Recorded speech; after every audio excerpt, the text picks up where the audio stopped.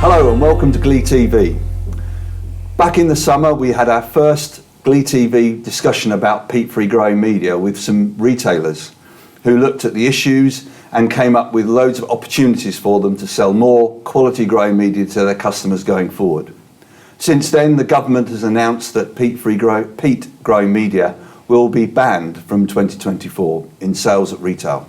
So today I have representatives of 4 growing media manufacturers to talk about the issues from their angle about peat-free, living in a peat-free world. So first of all, I have Steve Harper from Southern Trident, and Steve's been involved in the growing media world for 23 years, is that correct? Yep.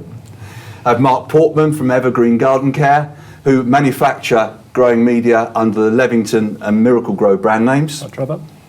Catherine Dawson from Melcourt, and Catherine has been involved in peat-free growing media for about 40 years. Catherine? Yes. Yes. And then we have, as it were, the new kid on the block, Toby Thomas from Rocket Grow, who started producing growing media two years ago? 2 years ago. 2 years ago, yeah. Down at their farm in Devon, in Somerset. Yeah. Right.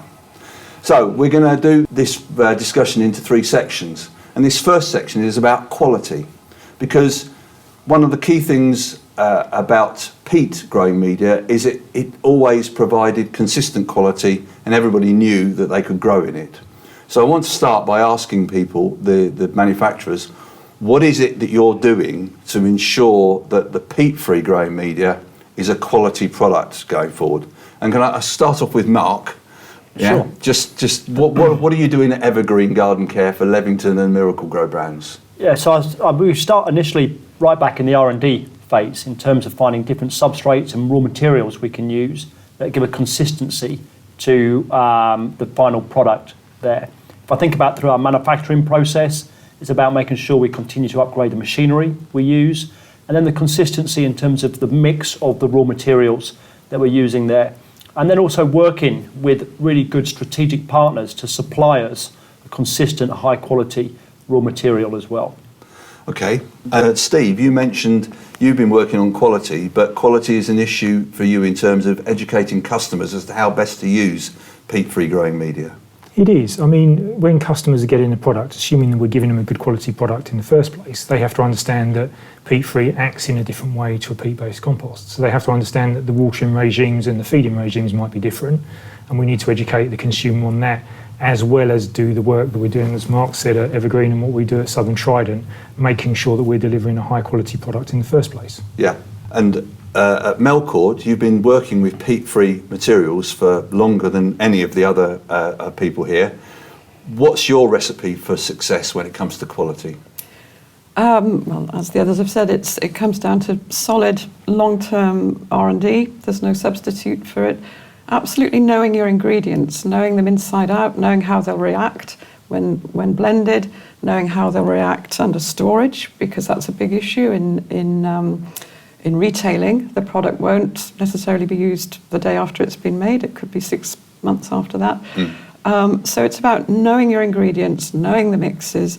And we took a decision. We produced growing media for the professional market for many years prior to launching into retail. And we took a decision that actually the quality needed to be as good for retail as it did for professional media. So the recipes and formulae, they're actually the same. It's really important that the consumer gets good results. Right, and just bringing Toby in, how have you worked on the quality thing with your brand new product into the market?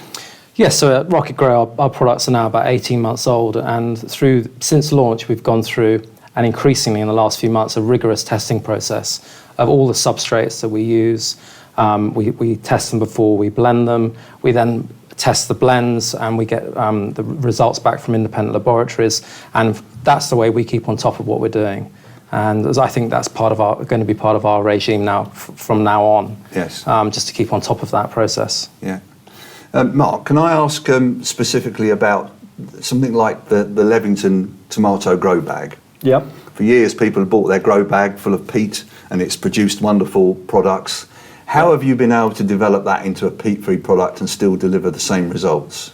You've got to go back, and there's been many years of research that's gone into that, really supporting what Catherine and Steve have said. So we made a strategic decision 4 years ago that we were going to come out of peat, particularly when we saw the acceleration from government that this is the direction of travel. We also saw more of our customers demanding of it, and we see consumers demanding the move to peat-free. So we made a decision then, and we put in place rigorous R&D work to make sure that when we came to market, particularly when we launched at Glee in the last 2 Glees, a full range of peat-free products, we knew that the quality was there, because what we can't do is disappoint the gardener when we ask them to move, particularly something like Tomerite, which is a well-known brand. You go from peat to peat-free and they don't get the same fantastic results. So it's really more than 3 years of R&D that's gone into delivering those products today.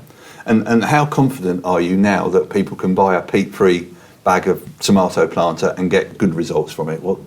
Totally confident. We wouldn't have brought it to market if we thought it wasn't going to deliver. And we looked at bringing it to market 18 months ago, and we said we need to give it another 6 months to go through another range of trials to ensure that when it comes to market, it delivers the right results. Right.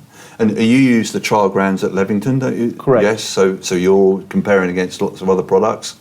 Do you all do similar things where you're comparing against other, your product against others? Yeah, in-house trials. Yeah. Yeah. Yes, we have in-house facilities and growing trial facilities that we use both in 2 separate sites in the UK, and you just can't. There's no way of not doing that. You have to do the trials and the testing. I think Steve? the trials are really, really important, and from our perspective, again, in-house facilities is how we start things off. We make the initial blends and we try them in our in-house facilities, and then we use companies like Stockbridge, who have great reputation for this kind of trialling and testing, as the third party that can sit there and trial results. Because ultimately, when a garden centre or retailer says, how good is it, show me the trial results, I can show them what I'm doing in our in-house facilities, but actually if I can show them what somebody like Stockbridge is doing, then it stands as completely independent data, and then I can prove the fact that the product's gone through the rigorous testing. I think, just picking up on Mark's point, I think the important thing is not rushing to market. There were products that we're launching this year, like the Harmony Garden Ericaceous Compost, that I had almost ready last year, but I wasn't happy that it was right. So I didn't launch it with the rest of the original range, and I held it back 12 months before I could do another season of growing trials on it. Got to the point where I'm happy I've got the nutrient levels right, and now I'm launching it. So that longevity of testing and trialling and being rigorous is really important. Well, thank you everybody for that. That's a good discussion about quality. And come back next time for part 2, where we're going to be talking about consistency of delivery of product for peat-free growing media.